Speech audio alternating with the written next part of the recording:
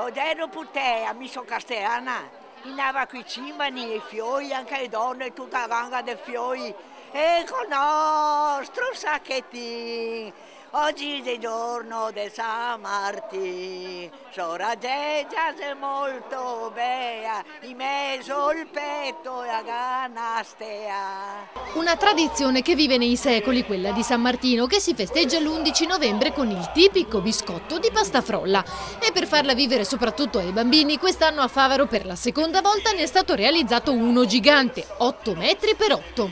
Ci abbiamo impiegato un mese.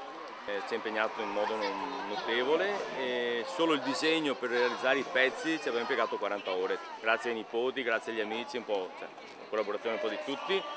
Ogni anno è sempre più grande, sempre più grande, sempre più grande. Il problema è che l'anno prossimo non ci staremo più perché quest'anno è 8x8 ma il pannello è 10x10 e non ci stiamo più. Nel nostro territorio è una festa che è sentita molto. Quindi basta vedere poi la partecipazione che c'è. Una gioia per i 900 bambini delle scuole della zona che aspettavano con ansia di scartare il maxi biscotto dopo averne ricevuto uno più piccolino e aver condiviso la festa con San Martino in persona.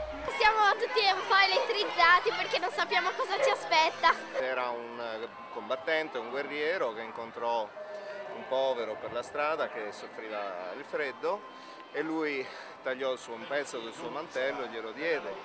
Allora in quel momento cominciò a far caldo, uscì il sole, da cui la famosa estate o primavera di San Martino, che dir si voglia. Credo sia molto educativo per i bambini, per imparare un po' di altruismo.